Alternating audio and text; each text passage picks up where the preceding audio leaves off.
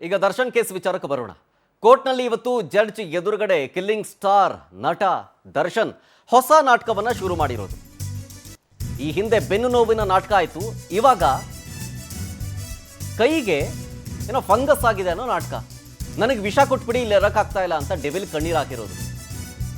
Judge ಮುಂದೆ, ಸ್ವಾಮಿಗಳೇ ನನ್ನದೊಂದು ಮನವಿ ಇದೆ, ನನಗೆ ಸ್ವಲ್ಪ ವಿಷ ಕೊಟ್ಬಿಡಿ, ಬಿಸಿಲು ನೋಡಿ ತುಂಬಾ ದಿನ ಆಯಿತು, ಜೈಲಿನಲ್ಲಿ ನರಕ ದರ್ಶನ ಆಗ್ತಾ ಇದೆ, ನನಗೆ ಬಟ್ಟೆಗಳೆಲ್ಲವೂ ಸಿಕ್ಕಾಬಟ್ಟೆ ವಾಸನೆ ಬರ್ತಾ ಇದೆ, ಇಲ್ಲಿ ಬದುಕೋದಕ್ಕೆ ಆಗ್ತಾ ಇಲ್ಲ, ಬಿಸಿಲು ನೋಡಿ ಬಹಳ ದಿನಗಳೇ ಆಯಿತು, ಬಟ್ಟೆ ವಾಸನೆ ಬರ್ತಾ ಇದೆ, ಗಬ್ಬು ನಾರ್ತಾ ಇದೆ, ನಿಜಕ್ಕೂ ಇಲ್ಲಿ ಬದುಕೋದಕ್ಕೆ ಸಾಧ್ಯನೇ ಇಲ್ಲ, ಬಿಸಿಲು ನೋಡಿನೇ ತುಂಬ ದಿನಗಳಾಯಿತು, ದಯವಿಟ್ಟು ನನಗೆ ವಿಷ ಕೊಟ್ಬಿಡಿ, ನನ್ನ ಕೈಗಳಿಗೆ ಫಂಗಸ್ ಎಲ್ಲ ಬಂದಿದೆ, ಇಲ್ಲಿ ಇರೋದಕ್ಕೆ ಆಗ್ತಾ ಇಲ್ಲ, ನನ್ನೊಬ್ಬನಿಗೆ ಮಾತ್ರ ವಿಷ ಕೊಟ್ಬಿಡಿ, ದಯವಿಟ್ಟು ನನ್ನ ಮನವಿ ಇದು, ಬೇರೆ ಯಾರಿಗೂ ಬೇಡ, ಹೀಗಂತ ಜಡ್ಜ್ ಮುಂದೆ ಪರಿಪರಿಯಾಗಿ ಬೇಡ್ಕೊಂಡಿದ್ದು ಉಂಟು. ಪ್ರಸಂಗ ನಡೀತು. ಜೈಲು ದರ್ಶನ ಅಂತಂದರೆ ಹಿಂಗೆ ಇರುತ್ತೆ. ಜೈಲು ದರ್ಶನ ಅಂದ್ರೇ ಅಲ್ಲಿ ಬೆಳಕು ಬರೋದಿಲ್ಲ, ಊಟ ತಿಂಡಿ ನಿಮ್ಮ ಕೇಳ್ದಂಗೆ ಸಿಗೋದಿಲ್ಲ, ಕೇಳಿದ ಐಟಮ್ಸ್ಗಳು ಸಿಗೋದಿಲ್ಲ, ಜೊತೆಗೆ ವರ್ಕೌಟ್ ಮಾಡೋಕ್ಕೆ ಬೇಕಾಗಿರುವಂಥ ಇಕ್ವಿಪ್ಮೆಂಟ್ಸ್ಗಳು ಸಿಗೋದಿಲ್ಲ, ಹೈ ಪ್ರೋಟೀನ್ ಐಟಮ್ಸ್ಗಳು ತಿನ್ನೋದಕ್ಕೆ ಸಿಗೋದಿಲ್ಲ, ಆರಾಮಾಗಿ ಮಲ್ಕೊಳ್ಳೋದಕ್ಕೆ ನಿಮ್ಗೊಂದು ಬೆಡ್ ವ್ಯವಸ್ಥೆ ಏನು ಸುಖದ ಸುಪ್ಪತ್ತಿಗೆ ಅದು ಯಾವುದು ಕೂಡ ಇರೋದಿಲ್ಲ ಅಲ್ಲಿ ಒಳಗಡೆ. ಜೈಲು ಅಂದ್ರೇ ಹಿಂಗೆ ಇರುತ್ತೆ. ಇನ್ನು ಮುಂದೆ ಯಾರೇ ಜೈಲಿಗೆ ಹೋದ್ರೂ ಅವ್ರಿಗೂ ಹಿಂಗೆ ಇರುತ್ತೆ. ದರ್ಶನ್ ಮನವಿಗೆ ಜಡ್ಜ್ ಏನಂದ್ರು ಗೊತ್ತಾ, ನೀವು ಹಂಗೆಲ್ಲ ಕೇಳಂಗಿಲ್ಲ, ನಿಮ್ಮ ಅರ್ಜಿ ಬಗ್ಗೆ ಮಧ್ಯಾಹ್ನ ಆದೇಶ ಕೊಡ್ತೀವಿ ಅಂತಂದ್ರು ಜಡ್ಜ್. ಜೈಲು ಅಧಿಕಾರಿಗಳಿಗೆ ಯಾವ ಆದೇಶ ಕೊಡಬೇಕೋ ಅದನ್ನು ನಾವು ಕೊಡ್ತೀವಿ. ಆ ಟೈಮ್ನಲ್ಲಿ ಮತ್ತೆ ವಿಷ ಕೇಳಿದ್ದಾರೆ. ಟೋಟಲಿ 3 ಸಲ ವಿಷ ಕೊಟ್ಬಿಡಿ ಸ್ವಾಮಿ ನನಗೆ, ವಿಷ ಕೊಟ್ಬಿಡಿ ಸ್ವಾಮಿ ನನಗೆ ಅಂತ ಕೇಳಿರೋದು ದರ್ಶನ್. ಅದಕ್ಕೆ ಕಾರಣ ಆತನೇ, ಬೇರೆ ಯಾರೂ ಅಲ್ಲ.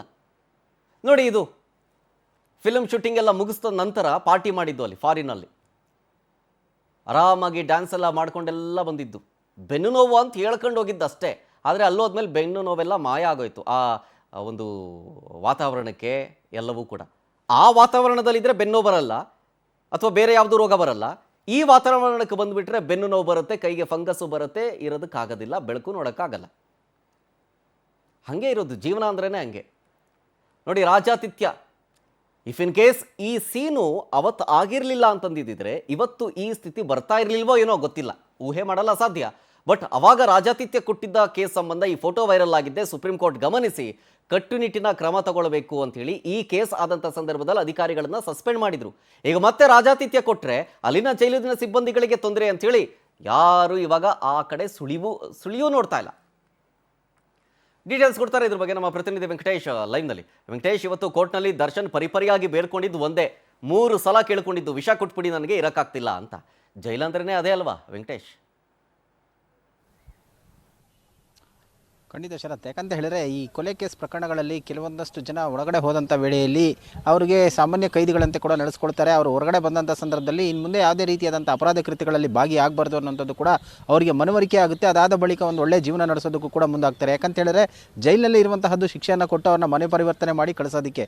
ಈಗ ಏನೋ ಒಂದು ರೇಣುಕಾಸ್ವಾಮಿ ಕೊಲೆ ಪ್ರಕರಣ ಸಂಬಂಧಪಟ್ಟಂತೆ ನಟ ದರ್ಶನ್ ಈಗ ಆ ಪರಾಪ್ನಗರ ಜೈಲಿನಲ್ಲಿದ್ದಾರೆ. ಕಳೆದ 1 ತಿಂಗಳಿಂದ ಕೂಡ ಅವರು ನಿಜವಾದಂತಹ ಒಂದು ಕೈದಿಗಳು ಯಾವ ರೀತಿಯಾಗಿ ಒಂದು ನರಕ ಯಾತನೆಯನ್ನು ಅನುಭವಿಸ್ತಾರೆ, ಶಿಕ್ಷೆನ ಅನುಭವಿಸ್ತಾರೆ, ಅದೇ ರೀತಿಯಾಗಿ ಕೂಡ ಈಗ ಅವರ ಪರಿಸ್ಥಿತಿ ಇರುವಂಥದ್ದು. ಯಾಕಂದರೆ ಜೈಲಿನ ಒಳಗಡೆಯಿಂದ ಅವರು ಹೊರಗಡೆ ಬರೋದಕ್ಕೂ ಕೂಡ ಅವಕಾಶವನ್ನು ಮಾಡಿಕೊಡ್ತಾ ಇಲ್ಲ. ಒಂದು ಸೆಕ್ಯೂರಿಟಿಯನ್ನು ಕೂಡ ನಿಯೋಜನೆ ಮಾಡಲಾಗಿದೆ. ಯಾಕಂದರೆ ಕಳೆದ ಬಾರಿ ಆದಂತಹ ಅನಾಹುತಗಳಿಂದ ಸಾಕಷ್ಟು ಜನ ಅಧಿಕಾರಿಗಳು ಕೂಡ ಸಸ್ಪೆಂಡ್ ಆಗಿದ್ದರು. ಆ ಹಿನ್ನೆಲೆಯಲ್ಲಿ ಅವರಿಗೆ ಬೇರೆ ಬಳ್ಳಾರಿ ಜೈಲಿಗೂ ಕೂಡ ಶಿಫ್ಟ್ ಮಾಡಲಾಗಿತ್ತು. ಅದರಂತೆ ಕೂಡ ಏನು ಒಂದು ಹೈಕೋರ್ಟ್ ನೀಡಿದಂಥ ಜಾಮೀನು ಏನಿತ್ತು ಅದನ್ನು ರದ್ದು ಮಾಡಿದ ನಂತರ ಸುಪ್ರೀಂ ಕೋರ್ಟ್ ಅವ್ರನ್ನ ಮತ್ತೆ ಜೈಲಿಗೆ ಕಳಿಸಿರುವಂಥದ್ದು. ಈಗ ಎಲ್ಲದಕ್ಕೂ ಕೂಡ ಬ್ರೇಕ್ ಬಿದ್ದು ಅವ್ರನ್ನ ಯಾವ ರೀತಿಯಾಗಿ ಒಂದು ವಿಚಾರಣಾ ದಿನ ಕೈದಿಯನ್ನು ನಡೆಸ್ಕೊಳ್ಬೇಕೋ ಅದೇ ರೀತಿಯಾಗಿ ನಡೆಸ್ಕೊಳ್ತಾ ಇರುವಂಥದ್ದು. ಹಾಗಾಗಿ ಇವತ್ತು ಒಂದು VC ಮೂಲಕ ಅವರು ನ್ಯಾಯಾಲಯಕ್ಕೆ ಹಾಜರಾದಂಥ ಸಂದರ್ಭದಲ್ಲಿ ಕೂಡ ಹೇಳಿರುವಂಥದ್ದು, ಅಂದರೆ ವಿಚಾರಣೆ ಆದ ನಂತರ ಈ ಒಂದು ಕೇಸನ್ನು ಸೆಪ್ಟೆಂಬರ್ 19ಕ್ಕೆ ಮುಂದೂಡಲಾಗಿದೆ ಅಂತ ಹೇಳಿ ನ್ಯಾಯಾಧೀಶರು ಒಂದು ಆದೇಶವನ್ನು ಮಾಡಿದ್ರು. ಜೊತೆಗೆ 3 ಗಂಟೆಗೆ ಇದರ ಒಂದು ಆದೇಶ, ಅಂದರೆ ಬೆಡ್ ಮತ್ತು ಜೈಲಿಗೆ ಶಿಫ್ಟ್ ಮಾಡುವಂಥ ವಿಚಾರಕ್ಕೂ ಕೂಡ ಮಧ್ಯಾಹ್ನ 3 ಗಂಟೆಗೆ ಒಂದು ಆದೇಶವನ್ನು ಕಾಯ್ದಿರಿಸಿರುವಂಥದ್ದು. ಇದರ ಮಧ್ಯೆ ನಟ ದರ್ಶನ್ ಅವರು ಕೂಡ VC ಮೂಲಕ ಹಾಜರಾದಂಥ ಸಂದರ್ಭದಲ್ಲಿ ಕೊನೆಯದಾಗಿ ಮಾತನಾಡಬೇಕು ಅಂತ ಹೇಳಿ ಕೈಯನ್ನು ಎತ್ತಿದ್ರೆ ಆಗ ಅವಕಾಶವನ್ನು ಮಾಡಿಕೊಟ್ಟಂಥ ವೇಳೆಯಲ್ಲಿ ಕೂಡ ನನಗೆ ಇಲ್ಲಿ ಜೈಲಿನಲ್ಲಿ ವಾಸ ಮಾಡೋದಕ್ಕೆ ಆಗ್ತಾ ಇಲ್ಲ, ಸಾಕಷ್ಟು ತೊಂದರೆ ಆಗ್ತಾ ಇದೆ, ನರಕ ಯಾತನೆ ಆಗ್ತಾ ಇದೆ, ಬಟ್ಟೆಗಳು ಕೂಡ ಕೊಳೆತು ವಾಸನೆ ಬರ್ತಾ ಇದೆ, ಬಿಸಿಲು ನೋಡಿ ಕೂಡ 15ರಿಂದ 20 ದಿನಗಳಾಗಿದೆ, ಕೈಯೆಲ್ಲ ಫಂಗಸ್ ಆಗಿರುವಂಥದ್ದು, ದಯವಿಟ್ಟು ನನಗೊಂಚೂರು ವಿಷ ಕೊಟ್ಟು ಬಿಡಿ ಅಂತ ಹೇಳಿ, ನನಗೆ ಮಾತ್ರ ಕೊಡಿ ಅಂತ ಹೇಳಿ ಕೂಡ ಅವರು ಪರ್ಟಿಕ್ಯುಲರ್ ಆಗಿ ಮೆನ್ಷನ್ ಮಾಡಿದ್ರು. ಸದ್ಯಕ್ಕೆ ಆಗ ನ್ಯಾಯಾಧೀಶರು ಕೂಡ ಆ ರೀತಿಯಾಗೆಲ್ಲ ಹೇಳಬಾರ್ದು ಅನ್ನೋ ರೀತಿಯಲ್ಲಿ ಹೇಳಿ ಬುದ್ಧಿವಾದವನ್ನು ಹೇಳಿ, ಜೊತೆಗೆ ಇದಕ್ಕೆ ಸಂಬಂಧಪಟ್ಟಂತೆ ಏನು ಜೈಲು ಅಧಿಕಾರಿಗಳಿಗೂ ಕೂಡ ಆದೇಶವನ್ನು ಮಾಡ್ತೀವಿ ಅಂತ ಹೇಳಿದರು. ಈಗ ಸದ್ಯ ನಟ ದರ್ಶನ್ ಅವರು ನಿಜವಾಗ್ಲೂ ಕೂಡ ಒಬ್ಬ ಕೊಲೆ ಆರೋಪಿಯಾಗಿ ಯಾವ ರೀತಿಯಾಗಿ ಒಂದು ಶಿಕ್ಷೆಯನ್ನು ಅನುಭವಿಸ್ತಾ ಇದ್ದಾರೆ ಅಂತ ಹೇಳಿದರೆ, ಈಗ ಅವರು ಹಾಡ್ತಾ ಇರುವಂಥ ಮಾತುಗಳೇ ನೋಡಿದ್ರೆ ಗೊತ್ತಾಗ್ತಾ ಇರುವಂಥದ್ದು. ಕಳೆದ ಬಾರಿ ಕೂಡ ಅವರು ಜೈಲಿನಲ್ಲಿ ಇದ್ದಂಥ ಸಂದರ್ಭದಲ್ಲಿ ಬೇಲನ್ನು ಪಡೆದುಕೊಳ್ಳುವ ಉದ್ದೇಶದಿಂದಾಗಿ ಮಾಧ್ಯಮಗಳ ಮುಂದೆ ಕೂಡ ಬರುವಂತಹ ವೇಳೆಯಲ್ಲಿ ಅವರು ಏನೋ ಒಂದು ಕಾಲಿಗೆ ಒಂದು ಅನಾರೋಗ್ಯಕ್ಕೆ ಈಡಾಗಿದ್ದಾರೆ ಅನ್ನೋಂಥದ್ದನ್ನು ಕೂಡ ತೋರಿಸ್ಕೊಳ್ತಾ ಇದ್ರು. ಆ ಒಂದು ಅಂಶಗಳನ್ನು ಮುಂದಿಟ್ಕೊಂಡು ಕೂಡ ಅವರಿಗೆ ಏನು ಮೆಡಿಕಲ್ ರಿಪೋರ್ಟ್ ಮೇಲೆ ಕೂಡ ಅವರಿಗೆ ಜಾಮೀನನ್ನು ಕೊಟ್ಟಿದ್ರು. ಆದರೆ ಎಷ್ಟು ದಿನಗಳ ಅವರು ಹೊರಗಡೆ ಇದ್ರು, ಅದು ಯಾವುದನ್ನು ಕೂಡ ಅವರು ಪೂರೈಸದೇ ಇರುವಂತಹ ಕಾರಣ ಎಲ್ಲ ಅಂಶಗಳನ್ನು ಸುಪ್ರೀಂ ಕೋರ್ಟ್ಗೆ ಮನವರಿಕೆಯನ್ನು ಮಾಡಿಕೊಟ್ಟು ಆ ಒಂದು ಜಾಮೀನನ್ನು ರದ್ದು ಮಾಡಿ ಈಗ ಸದ್ಯ ಪರಪ್ನಗರ ಜೈಲಿನಲ್ಲಿರುವಂತಹ ದುಷ್ಯರತ್. ಓಕೆ, ಥ್ಯಾಂಕ್ ಯು ವೆಂಕಟೇಶ್ ಡೀಟೇಲ್ಸ್ಗಾಗಿ. ನೋಡಿ, ಕಾಕತಾಳೀಯ ಏನಂತಂದರೆ, ಜೈಲಿಗೆ ಹೋಗೋ ಒಂದು ದಿನದ ನಂತರ ಸಾಂಗ್ ಒಂದು ರಿಲೀಸ್ ಆಯಿತು. ಆ್ಯಕ್ಚುಲಿ ಅವತ್ತೇ ರಿಲೀಸ್ ಆಗಬೇಕಾಗಿತ್ತು, ಇದ್ರೆ ನೆಮ್ಮದಿಯಾಗಿರಬೇಕು ಅನ್ನೋ ಸಾಂಗು. ಏನು ಮಾಡೋದು, ಅವತ್ತೇ ನೆಮ್ಮದಿ ಹೊಂಟೋಯ್ತು ಅಂತೇಳಿ ಒಂದು ದಿನ ಲೇಟಾಗಿ ರಿಲೀಸ್ ಆಯಿತು. ಇದ್ರೆ ನೆಮ್ಮದಿ ಆಗಿರ್ಬೇಕಂತಿದ್ದ ದಾಸನಿಗೆ ಶಾಕು. ಹೈಕೋರ್ಟ್ನಿಂದ ಜಾಮೀನು ಸಿಕ್ಕಾಗ ಫುಲ್ ಜಾಲಿ ಮೂಡ್ನಲ್ಲಿದ್ದಿದ್ದು. ವಿದೇಶ ಎಲ್ಲ ಸುತ್ತಾಡಿದ್ದೇನು, ಸಾಂಗಿಗೆ ಡ್ಯಾನ್ಸ್ ಮಾಡಿದ್ದೇನು, ಕುಡಿದಿದ್ದೇನು. ಡೆವಿಲ್ ಸಿನಿಮಾವನ್ನು ಹಂಗೋ ಹಿಂಗೋ ಕಂಪ್ಲೀಟ್ ಮಾಡಿದ್ರು. ಡ್ಯಾನ್ಸ್ ಮಾಡ್ಬೇಕಾದ್ರೆ ಅವಾಗ ಬೆನ್ನೋವು ಇರಲಿಲ್ಲ. ಇದನ್ನೆಲ್ಲ ಅಬ್ಸರ್ವ್ ಮಾಡಿದಂತಹ ಜಡ್ಜ್ಗಳಾಗಿರ್ಬೋದು, ಲಾಯರ್ಗಳಾಗಿರ್ಬೋದು, ಇಟ್ಟಂತಹ ಪಾಯಿಂಟ್ಸ್ಗಳಾಗಿರ್ಬೋದು, ಆಗ ಕೊಡ್ತು ನೋಡಿ ಒಂದು ಏಟು. ಆ ಏಟಿಗೆ ಸೆರೆಮನಿಯಲ್ಲಿ ವಿಲವಿಲ ಅಂತ ಒದ್ದಾಡ್ತಾ ಇದ್ದಾನೆ ದರ್ಶನಿಗೆ. ಈಗ ಬಳ್ಳಾರಿ ಸೆರೆಮನಿ ಏನಾದರೂ ತಪ್ಪಿಸ್ಕೊಳ್ಳೋದಕ್ಕೆ ಈ ನಾಟಕ ಆಡ್ತಾ ಇದ್ದಾನಾ ಅಂತ ಗೊತ್ತಾಗುತ್ತೆ. ಇವತ್ತು ಮಧ್ಯಾಹ್ನ ಮಹತ್ವದ ಆದೇಶ ಹೊರಗೆ ಬೀಳುತ್ತೆ 3 ಗಂಟೆಗೆ. ಗಣಿನಾಡು ಬಳ್ಳಾರಿ ಜೈಲಿಗೆ ಶಿಫ್ಟ್ ಆಗ್ತಾನ ಕಿಲ್ಲಿಂಗ್ ಸ್ಟಾರ್ ದರ್ಶನ್ ಅನ್ನುವಂಥ ಪ್ರಶ್ನೆ. ಈಗ ಹೆಂಗಾಗಿದೆ ಪರಿಸ್ಥಿತಿ ಅಂತಂದ್ರೆ, ಪರಪ್ಪನಾಗ್ರಹಾರ ಜೈಲಲ್ಲಿ ಇದ್ರೂ ನರಕ ಯಾತನೆ, ಬಳ್ಳಾರಿ ಜೈಲ್ಗೆ ಹೋದ್ರೂ ನರಕ ಯಾತನೆ. 1 ತಿಂಗಳಲ್ಲೇ ಪರಪ್ಪನಾಗ್ರಹಾರದ ಸ್ಟ್ರಿಕ್ಟ್ ರೂಲ್ಸ್ಗೆ ಬಳಲಿ ಬೆಂಡಾಗಿದ್ದಾನೆ ದರ್ಶನ್. ಬಳ್ಳಾರಿ ಜೈಲಿಗೆ ಶಿಫ್ಟ್ ಆಗಿಬಿಟ್ರೆ ಫಿಕ್ಸು, ಅಲ್ಲಿ ಮತ್ತಷ್ಟು ನರಕನೇ.